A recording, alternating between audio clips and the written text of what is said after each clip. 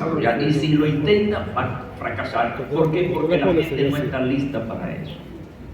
Entonces, para nosotros esto es fundamental. Pero es que Yo voy a hablarles hoy del discipulado desde la perspectiva del libro de los Hechos. ¿Y por qué no se me dice en esta oferta para esta conferencia otro título? Por ejemplo, el discipulado en la perspectiva de algún libro de los evangelios, de esos cuatro, uno de ellos. ¿Por qué? Bueno, precisamente porque Hechos es el resultado de un trabajo previo que el Señor Jesucristo realizó en la formación de 12 hombres que a su vez se multiplicaron y pudieron desarrollar la visión amplia de la extensión del reino, tal y como el Señor lo había profetizado. Entonces yo quiero comenzar con una especie de contexto de la conversación que más adelante se nutre a través de ejemplos que vamos a encontrar en el libro de los Hechos. El libro de los Hechos, que se cree que fue escrito por Lucas el evangelista, comienza con el relato de la ascensión de Cristo al cielo y el descenso del Espíritu Santo. Para mí eso es bien importante. Hay un antes y un después. El ministerio personal y práctico del Señor Jesucristo antes y ahora, en esta edición de esta narración de los Hechos, entonces comienza con la ascensión de Cristo, el descenso del Espíritu Santo sobre los apóstoles durante el Pentecostés. Ese acontecimiento importante, el día del Pentecostés, lo que pasó allí, se considera como el nacimiento, como el arranque de la iglesia cristiana.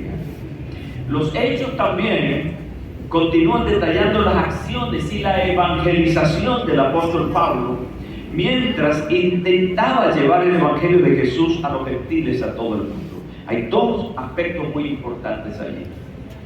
Cómo se desarrolla este inicio y hasta dónde eso iba a catapultar el mensaje del evangelio, precisamente a través de esa visión generosa que el Espíritu Santo estaba dando al apóstol Pablo.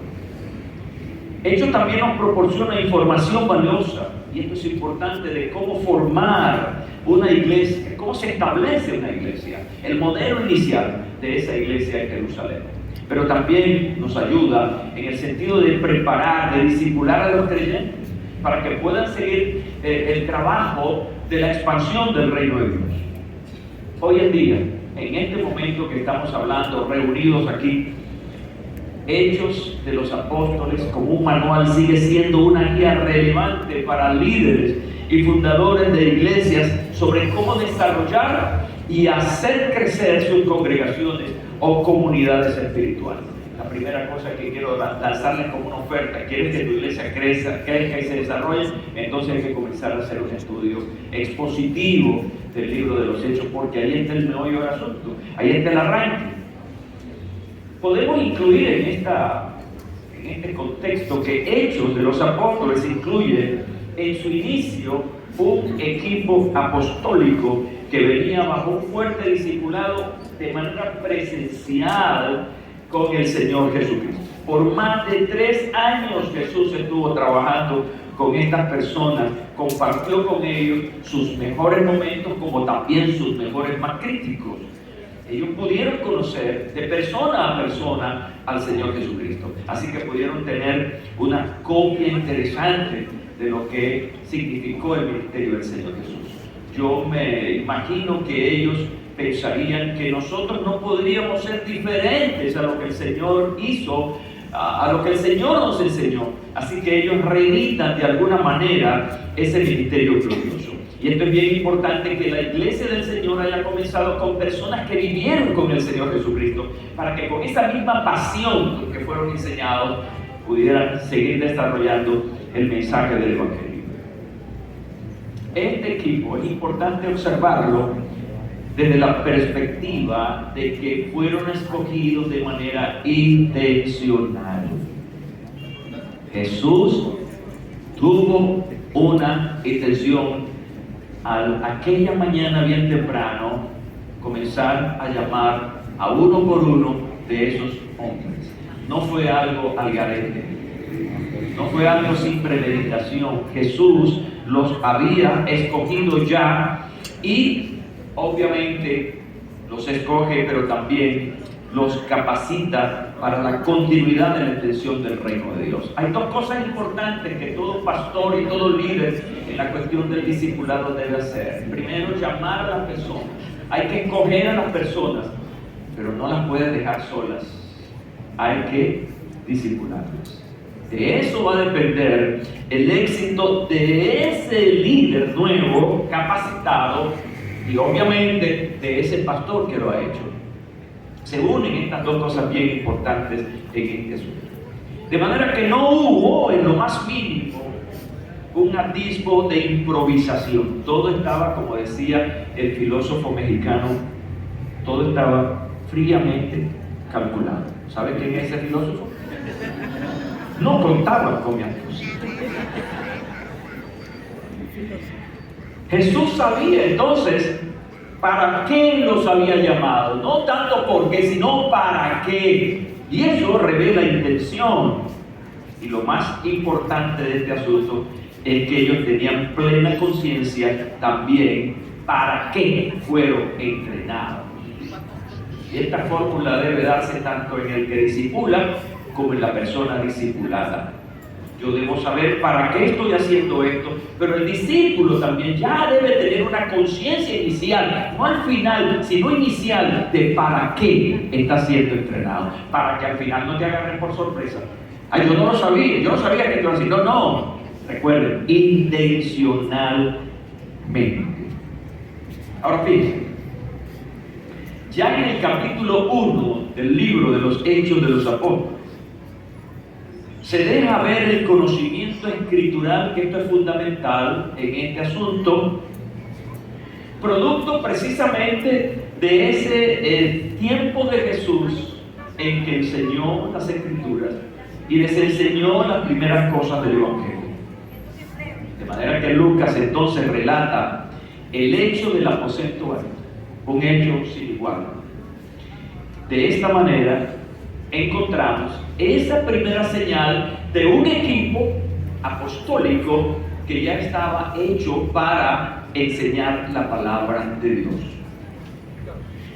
Hechos 1:15 dice: en aquellos días Pedro, uno de ellos, se levantó en medio de los hermanos, y los que estaban reunidos eran como 120 en número, y dijo: varones hermanos, era necesario que se cumpliese la escritura en que el Espíritu Santo habló antes por boca de David acerca de Judas, que fue guía de los que prendieron a Jesús y era contado con nosotros y tenía parte en este ministerio.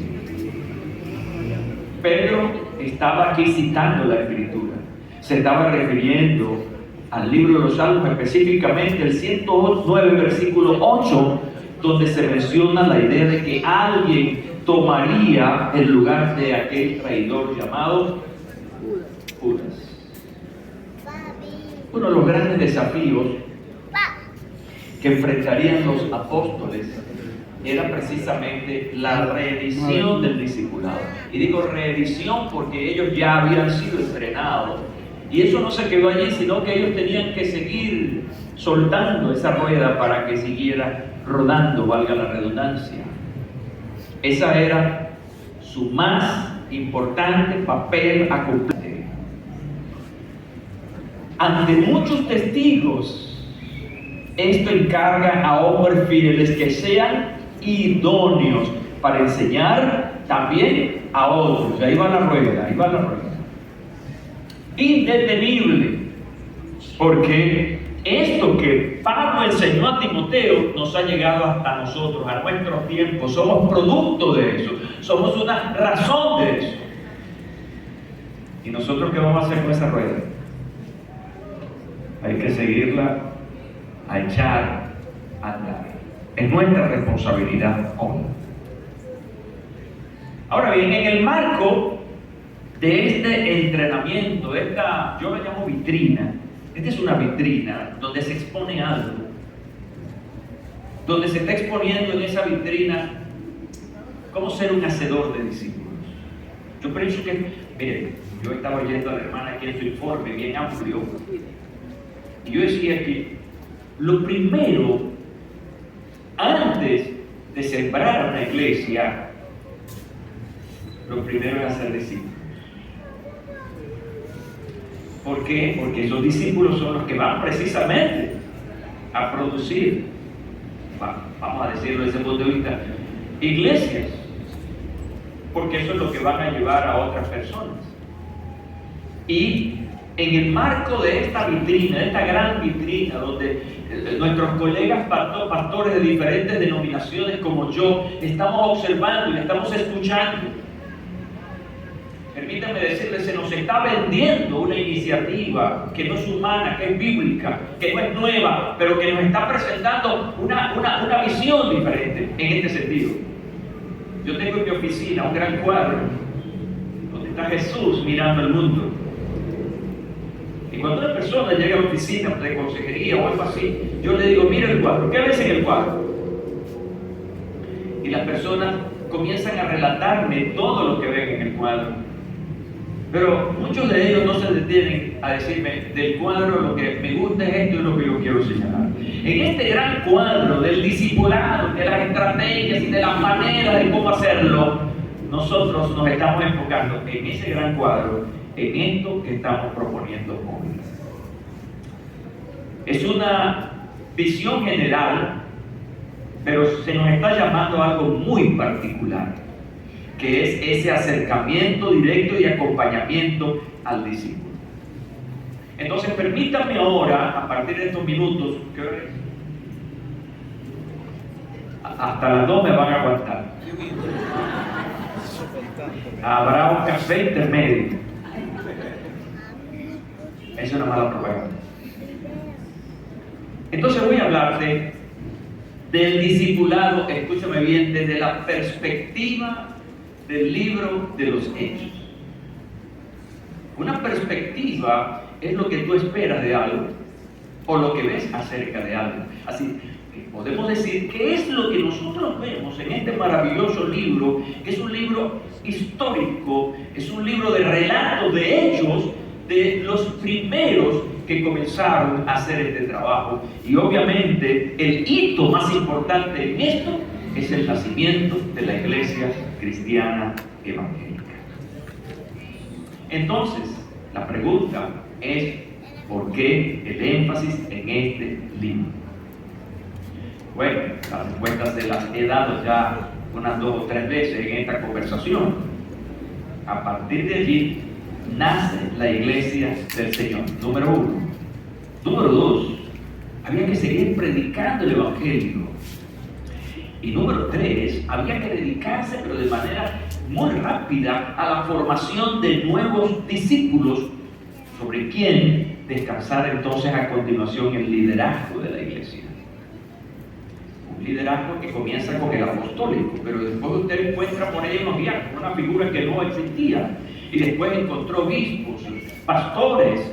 Todas esas personas fueron levantadas para hacer posible lo que el Señor les dijo en Hechos 1:8. Seréis testigos y extenderán el evangelio desde Jerusalén hasta lo último de la tierra. El libro de los Hechos es importante en este énfasis porque 26 veces aparece la palabra discípulos. Y este énfasis es importante. De hecho, cuando usted estudia la Biblia y usted encuentra una palabra que se repite muchas veces, eso es desde el punto de vista exegético, usted dice que la importancia o el tema central de eso es esa palabra que más se repite. Y entonces aquí se repite 26 veces la palabra discípulos. Hablar desde la perspectiva de Hechos en cuanto al discipulado, entonces es dedicarse a hurgar en este libro, capítulo por capítulo, versículo por versículo, donde nosotros podemos encontrar a los protagonistas de esta acción tan vital para el desarrollo y expansión de la iglesia del Señor. particularmente a José Hernández, le llama la atención cómo comienza el libro. Lucas está mencionando a un tal Teófilo, a quien ya le había entregado en su evangelio las siguientes cosas. Hoy a Lucas 1, 1 al 4. Puesto que ya muchos han tratado de poner en orden la historia, y quiero que me sigan, por favor, porque este pasaje yo lo leí, pero me llamaron la atención una serie de oraciones o frases que conectan directamente con el estudio de la palabra y la enseñanza de la palabra de Dios, que encierran obviamente como resultado final el discipulado. Y subrayo en primera plana: muchos han tratado de poner en orden la historia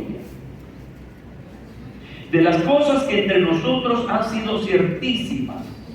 Versículo 2. Tal como, subrayo, nos lo enseñaron los que desde el principio lo vieron con sus ojos antecedentes.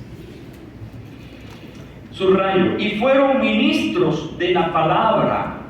Versículo 3. Me ha parecido también a mí, después de haber investigado con diligencia, subrayo, investigado con diligencia, todas las cosas desde su origen, subrayo, escribírtelas en orden, oh excelentísimo Teófilo, subrayo, para que conozcas, y yo creo que es de la presa sobre el helado, esta última larga oración, para que conozcas bien la verdad de las cosas en las cuales has sido instruido.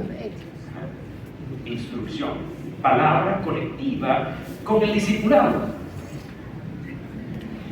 Si consideras entonces bien el subrayado, te darás cuenta que todo apunta a la enseñanza, al discipulado, a la formación.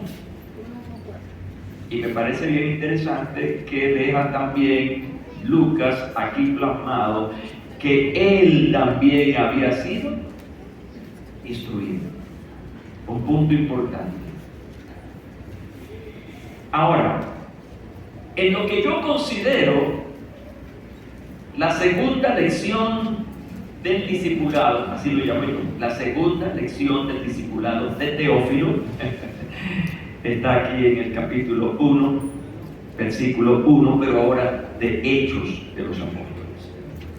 Aquí Lucas está haciendo referencia a Lucas 1 también.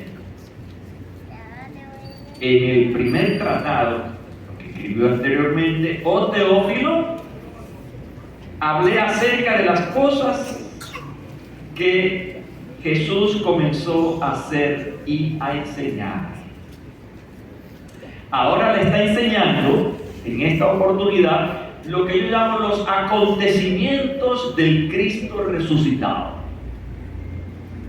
Una inicial lección de todas las cosas, pero ahora específicamente le está enseñando los hechos relacionados con el Cristo resucitado.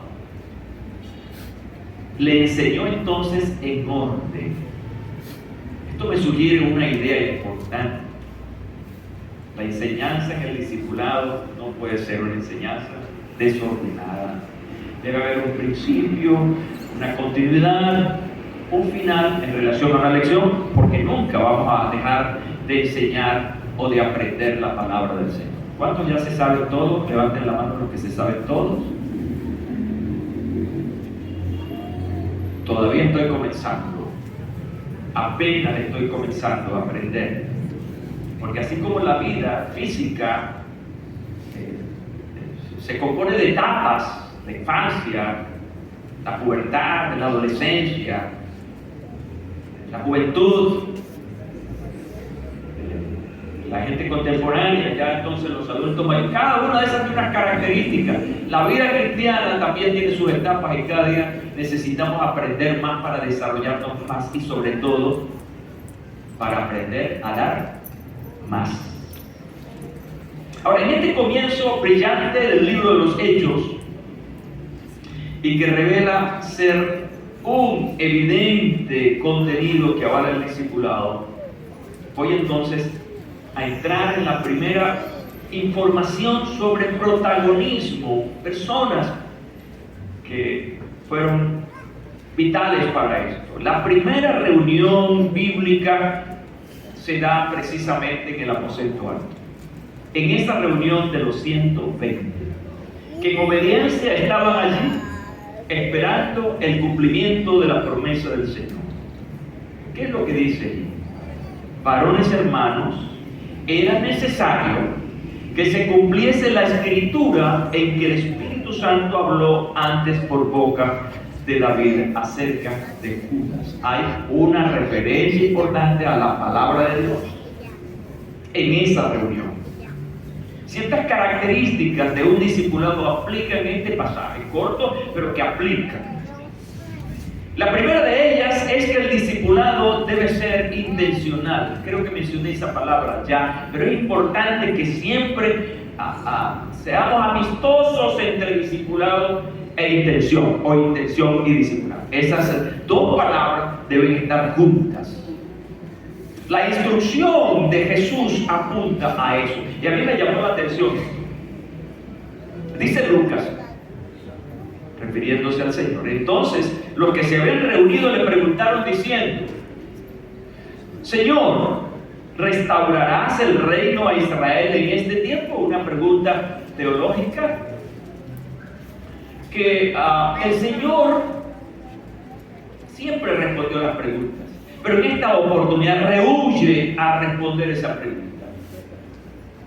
Y básicamente, después que le hacen esta propuesta interrogatoria, Jesús no le da curso y le responde: recibiréis poder cuando haya venido sobre vosotros el Espíritu Santo, y me seréis testigos en Jerusalén, en Judea, en Samaria y hasta lo último de la tierra. Pensando en esto, yo decía, el Señor como que les quiso decir, no me saques del tema. Esto no es un tema a tratar ahora. Eso no es lo importante, eso puede esperar. Esto me parece interesante. Eso puede esperar. ¿Qué es lo urgente?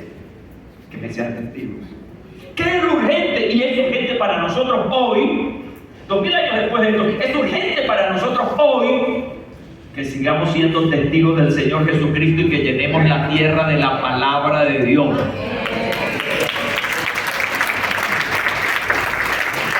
A mí me encantó ese informe donde ya hay iglesias más allá de la tercera. A mí me gustó eso. De cómo está avanzando la iglesia hacia una especie de ¿cómo se llama eso? De una concha. Están enconchados allí los brujos y sus cultos. La iglesia está yéndose, porque las puertas del infierno no prevalecerán contra la iglesia del Señor. Amén, dígame por favor.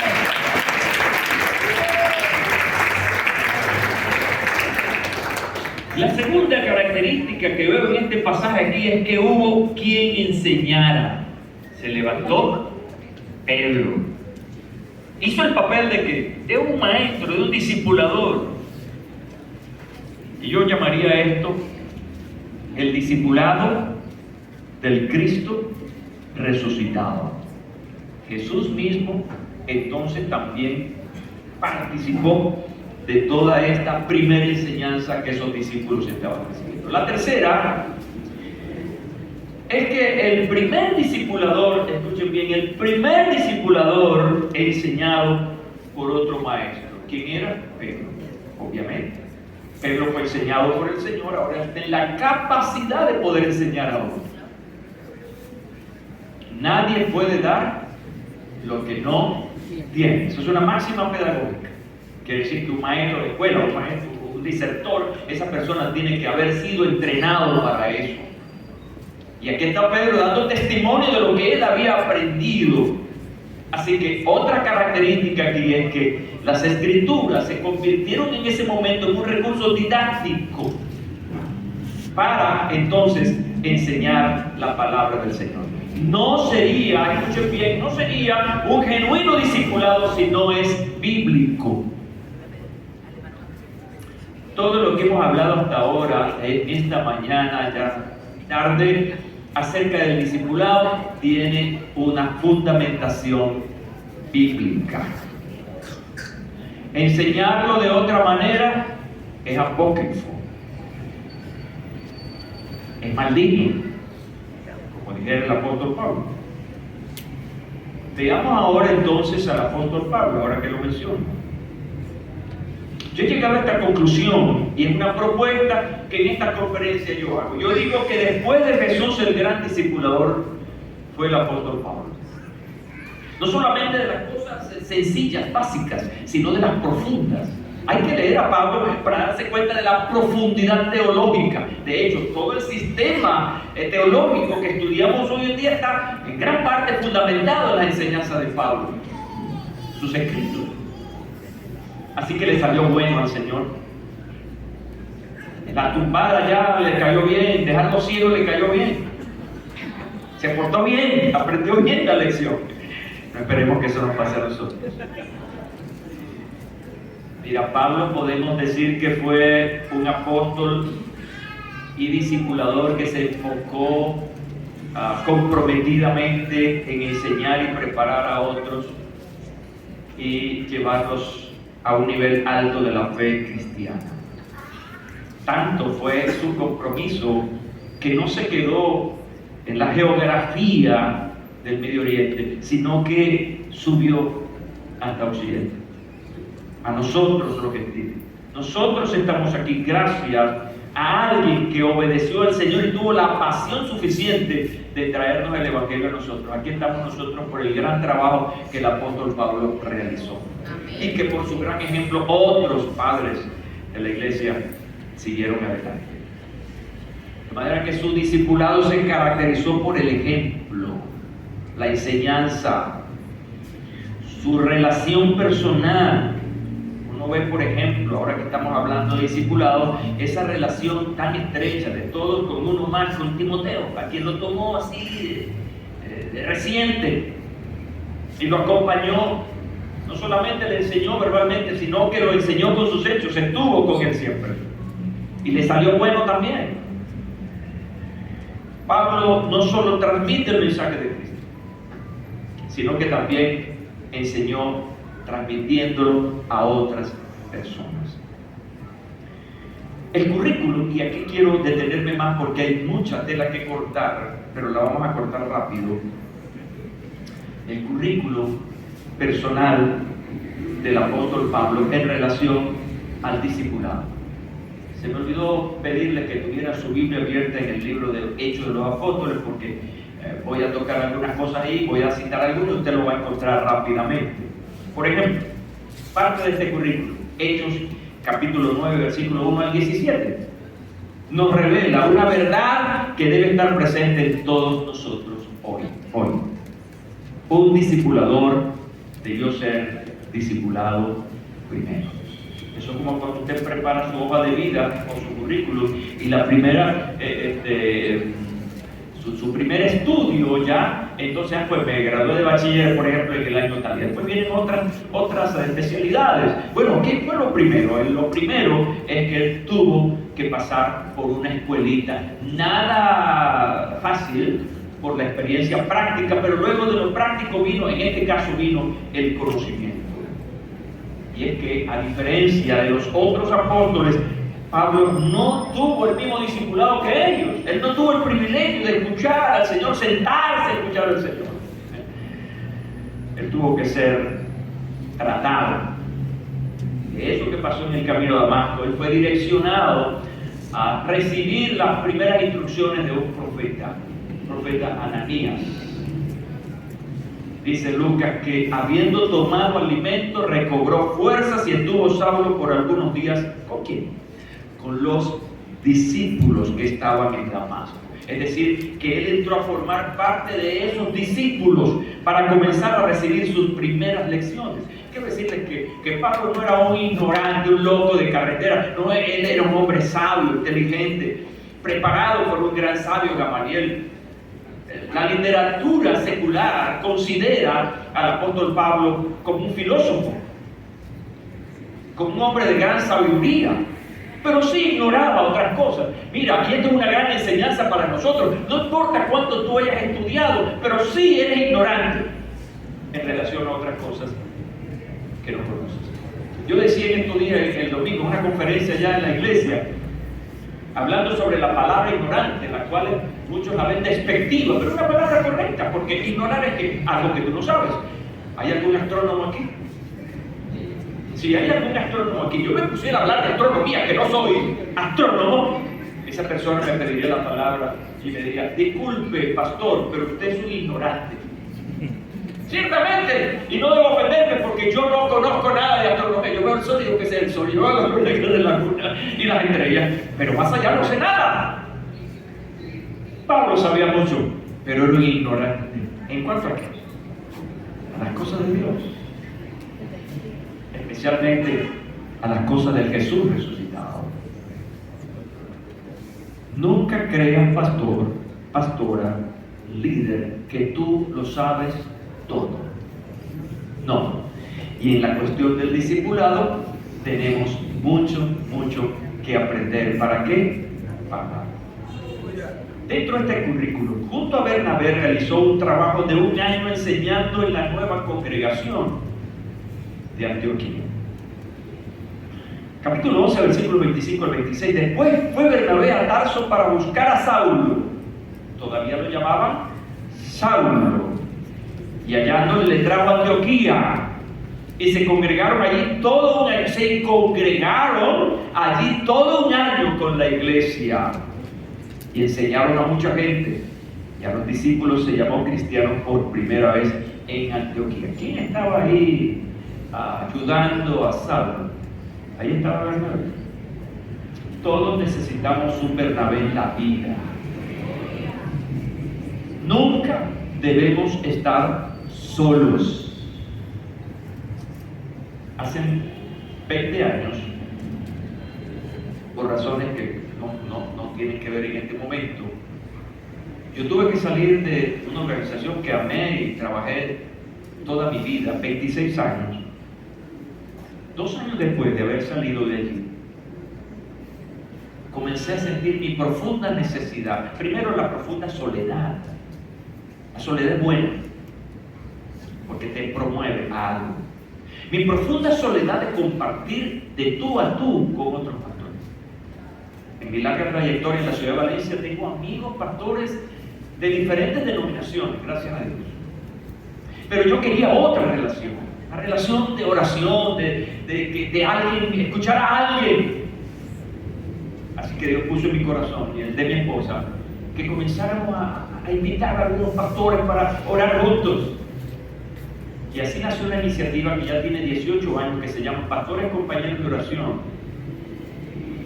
Y somos como 30 pastores y nos reunimos cada jueves, todos los jueves, de 8 a 9 de la mañana. Y estamos en un promedio semanal entre 12 a 15 pastores. Y ahí estamos orando. Mi amigo Agdi forma parte de esta iniciativa. Esto inspiró a que el pastor Agdi en otro lugar de la ciudad estableciera también otra reunión de pastores. Porque no podemos estar solos. ¿A quién le voy a dar cuenta? ¿A quién le voy a decir yo, mira, tengo esta situación, ayúdame, oren por mí, pastores, estoy en esto? Y qué gratificante a esta hora, después de 18 años, puedo decir qué bueno ha sido eso. Y sigue siendo bueno. Todos los que estamos aquí nos debemos a alguien, a Jesucristo, nuestro pastor por excelencia, pero también nos debemos a una autoridad espiritual. Y esto me da un gran ejemplo de ese Saulo que comenzó bajo una autoridad espiritual para formarlo. 14:21, en la ciudad de Derbe, y después de anunciar el evangelio a aquella ciudad y de hacer muchos discípulos, involucrado totalmente, alguien que ha aprendido, entonces ahora está enseñando. En ese mismo capítulo, y seguido de Derbe, narra Lucas, volvieron a Listra, a Iconio y Antioquía, versículo 22, confirmando los ánimos de los discípulos, exhortándoles a que permaneciesen en la fe, diciéndoles, es necesario que a través de muchas tribulaciones entremos en el reino de Dios. Me encanta el versículo 23 porque nos da un resultado de este trabajo. Constituyeron ancianos en cada iglesia y habiendo orado en ayunos, los encomendaron al Señor en quien habían creído. Qué interesante. Escuchando estos anuncios de que abrimos allá y allá, ¿quién está allí? Abrimos una iglesia, ¿quién está allí? Un pastor, un anciano. Qué bueno, ¿verdad? Que no solamente nos multiplicamos en discípulos, sino discípulos que avanzan a un nivel superior para hacer crecer a otros. Esto es el milagro del trabajo de persona a persona, de vida a vida, haciendo tal y cual como nos mandó el Señor a ser discípulos. Así que una característica de este modelo paulino de discipular es asegurar el fruto por medio de la confirmación, la consolidación y estableciendo ancianos que seguirán cuidando. Nunca dejemos de cuidar a alguien. Ni tú tampoco no te dejes que alguien te cuide. Yo sé que me está cuidando mucha gente, gracias al Señor. En el capítulo 18, Pablo está en Corinto y les predicaba a los judíos, y como estos rechazaban con violencia el evangelio, les dijo: desde ahora me iré a los gentiles.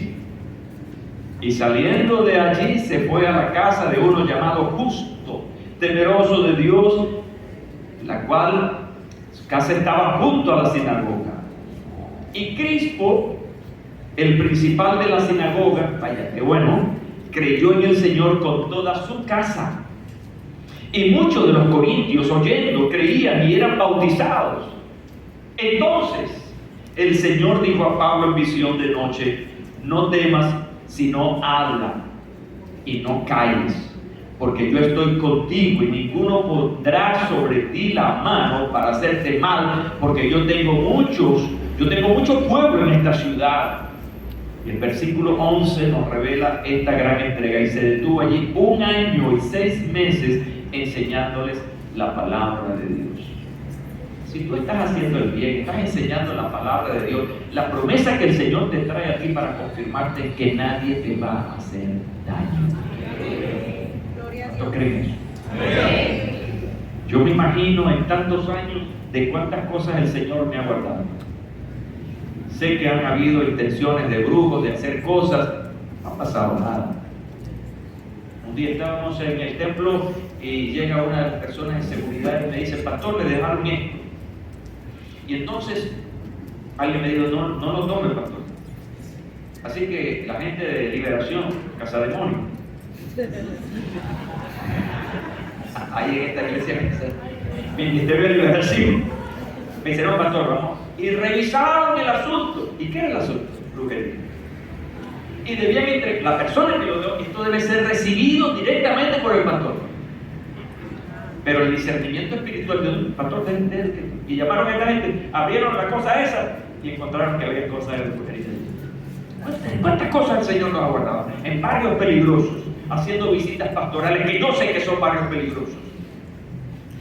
Pero el Señor no ha permitido que me hicieran daño. Llévate esta palabra, sigue haciendo lo que el Señor te dijo que hagas y nada te va a pasar. El ángel de Jehová acampa alrededor de los que le temen y los defiende.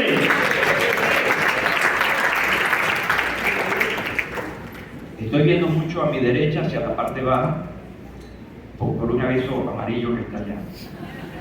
Pero voy a hacerme el loco. No, ya vamos más allá de la mitad del asunto. Mira, Pablo desarrolló, y esto es importante que lo veamos, tiempos de discipulado cortos o largos. De acuerdo a lo que hemos visto aquí en esta agenda, encontramos esa característica.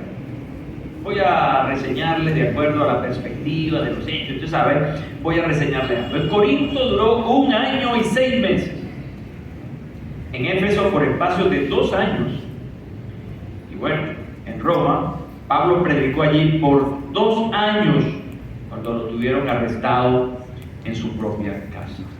Así que, ¿cuánto tiempo nos va a llevar lo que el Señor nos dijo que hiciéramos por una persona? Bueno, mira, hay gente fácil, hay gente difícil. ¿Cuántos fáciles hay aquí? ¿Cuántos como Pablo le hemos dado trabajo al Señor? Hay casos de ovejas difíciles, aunque todos somos difíciles, pero unos son más difíciles que otros. Y a veces hay que alargar el discipulado, el proceso, hasta finalmente avanzarlos. Ahora, yo quiero pasar de este modelo de discipulado de Pablo al modelo del discipulado del apóstol Pedro. ¿Qué sabemos nosotros del apóstol Pedro así en una sola línea? Que fue un destacado predicador. Hasta el día de hoy, quiero decirles, los homiléticos, los estudiosos de cómo desarrollar sermones, sigue hablando de esa elocuencia con la que predicó Pedro ese día, post momento de la manifestación del Espíritu Santo. Extraordinaria ponencia.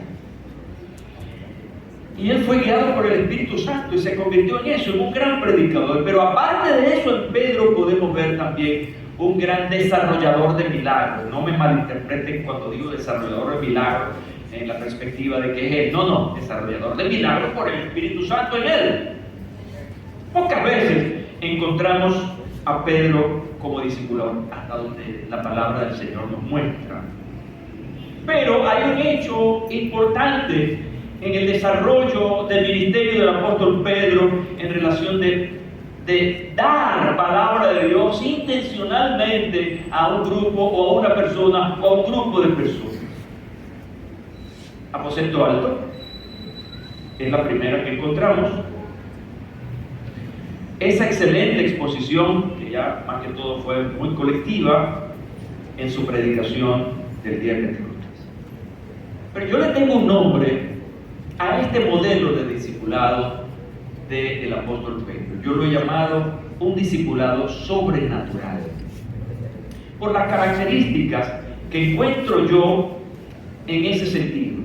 Y me estoy refiriendo muy específicamente a Hechos capítulo 10, donde Lucas narra ese encuentro de Pedro y el centurión Cornelio.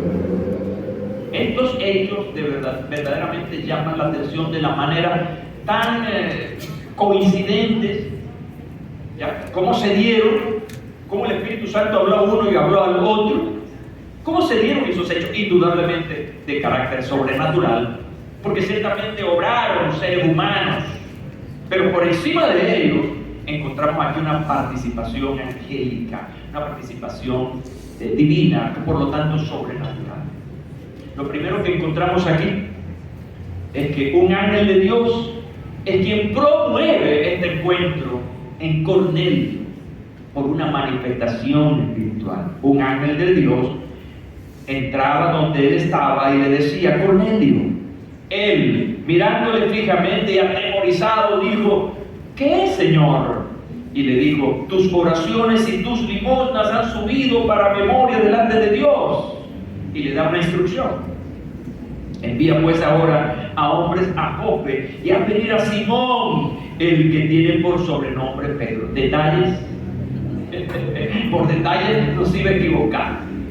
Le puso el sobrenombre y su nombre como tal. Ahora fíjense, igualmente Pedro es ordenado por el Espíritu a encontrarse con Cornelio.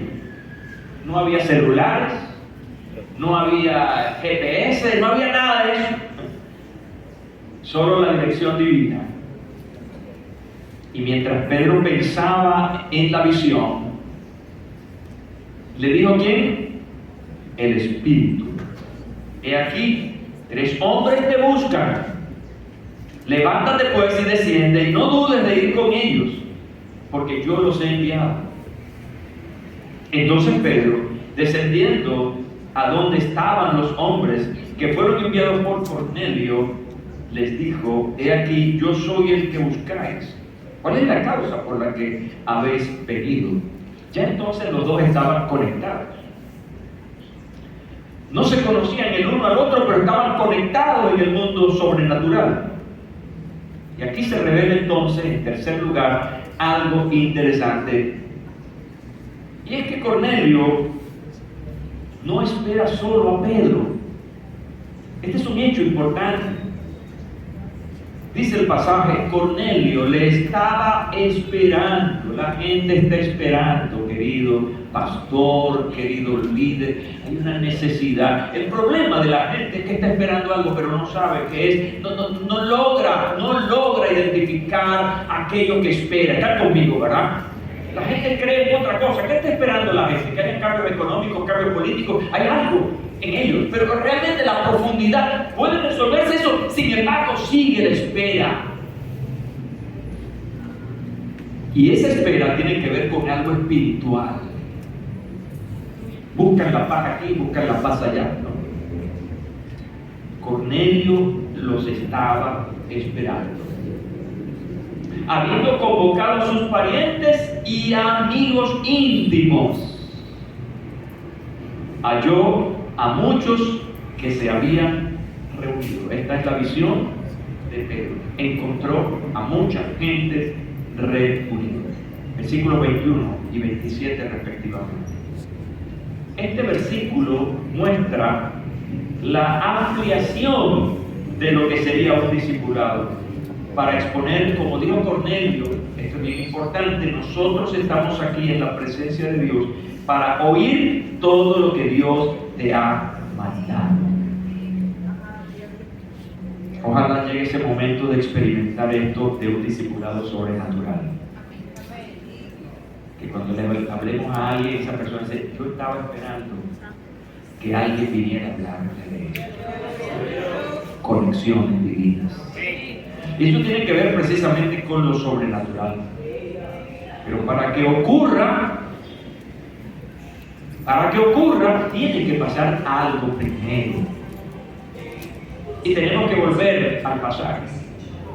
Porque ¿qué estaba haciendo Pedro antes de que vinieran a llamarlo? Pedro subió a la azotea para orar cerca de la hora sexta, al mediodía. Se olvidó del almuerzo. Está orando. Cuando hay oración, hay revelación. Cuando hay oración, hay palabra de Dios. Cuando hay oración, hay dirección. Y qué bueno que los discipuladores podamos ir más allá. Escúcheme bien lo que acabo de decir, que los discipuladores que se están entrenando, que se van a entrenar, vayan más allá de un método. El método no antecede a la oración. Un método puede ser muy bueno, pero sin la unción de Dios no va a funcionar. Así que yo llamo la atención hoy a que subamos nuestro nivel de conectividad, nuestro nivel de relación con Dios, para poder tener una revelación y para poder ver discipulados sobrenaturales en nuestro pueblo.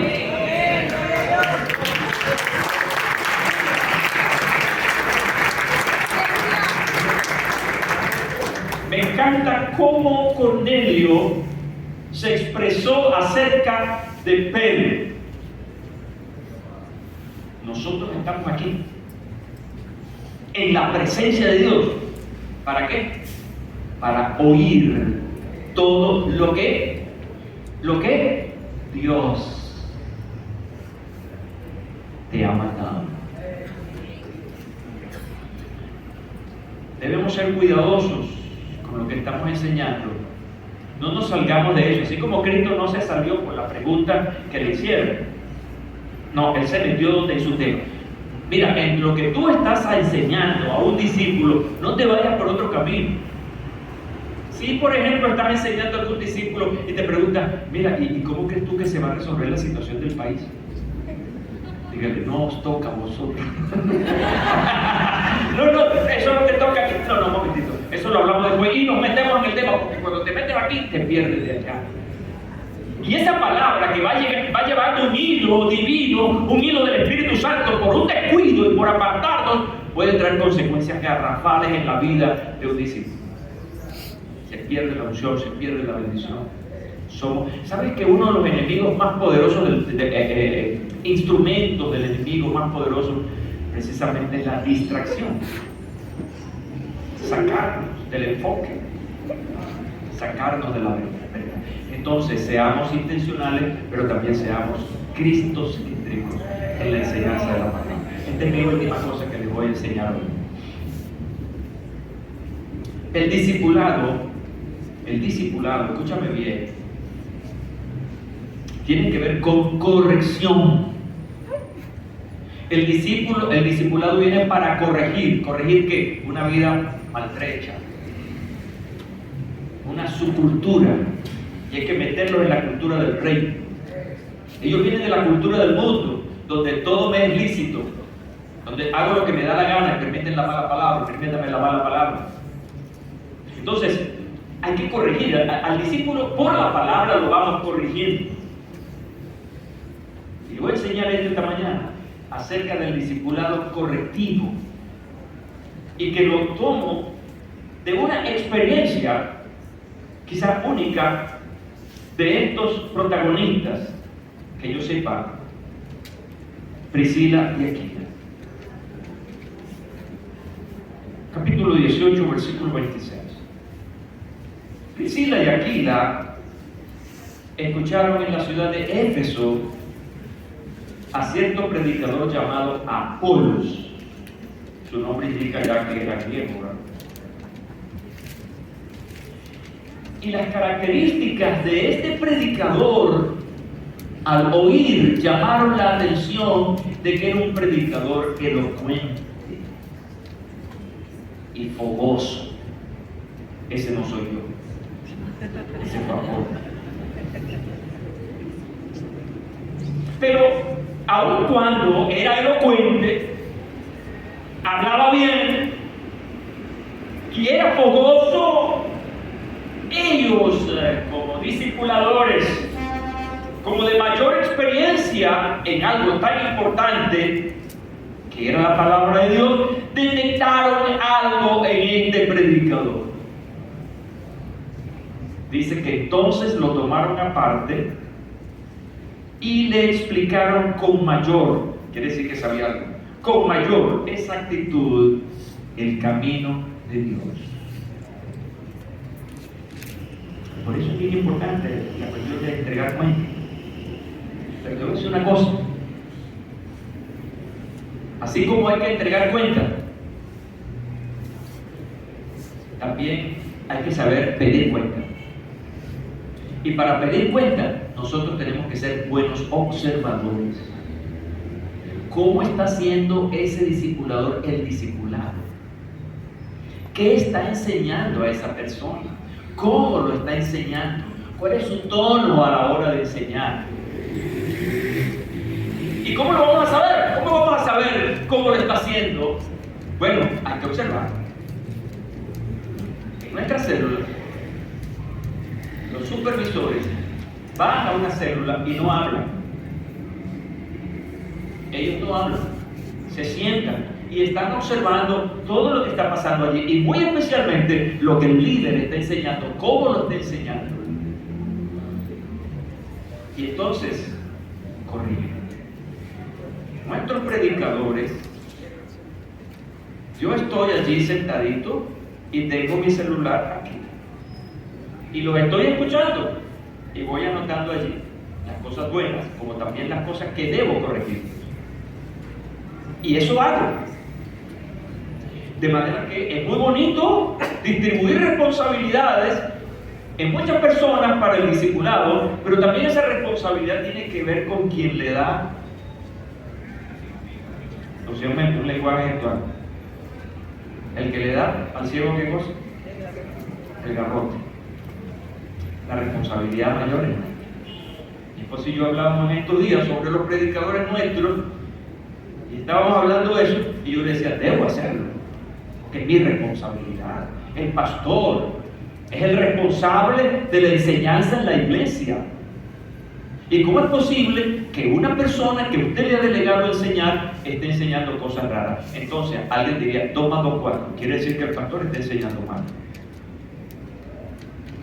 Tenemos que entregar responsabilidades, pero debemos supervisar y ver la necesidad de vez en cuando hacer entrenamiento, volver al entrenamiento, para que podamos tener buenos discipuladores.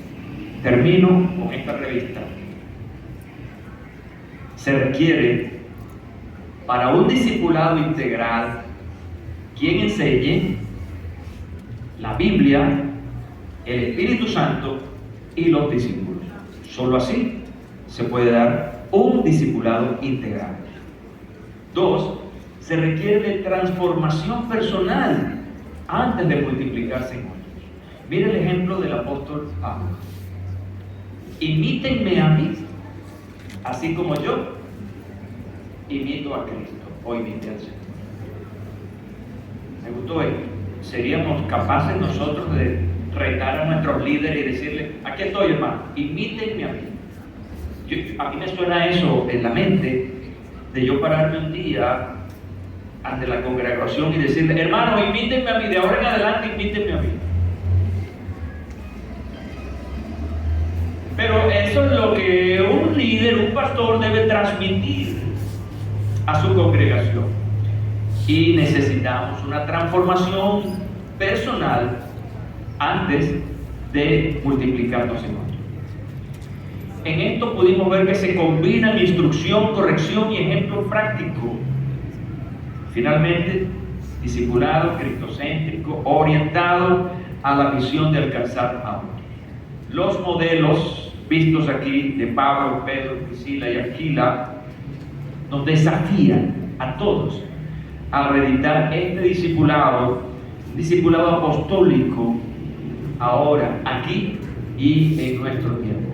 Que Dios nos agarre confesados a todos. Amén. Pónganse de pie, por favor.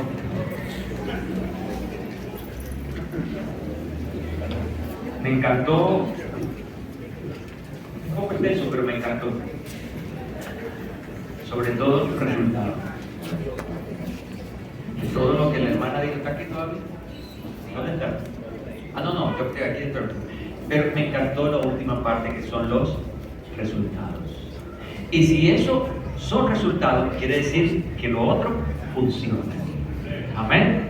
Ponga su mano sobre su corazón, por favor. Quiero ministrar tu corazón esta mañana, que ya es tarde.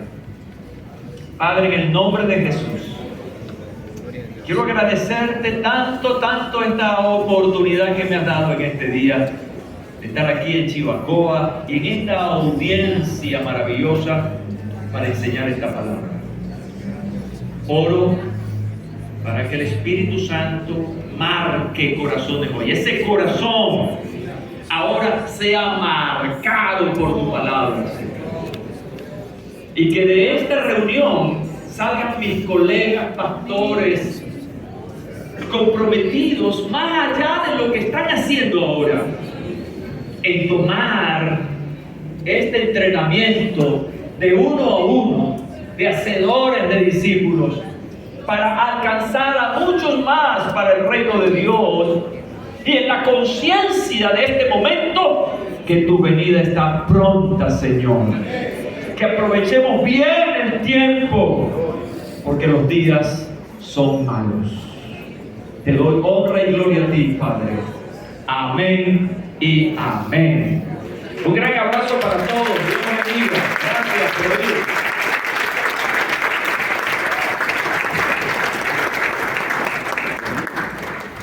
Gracias al pastor José Hernández. Bueno, ya estamos en nuestra recta final. Ahora viene el pastor Ongi Pinto. Él es el superintendente del Distrito Centro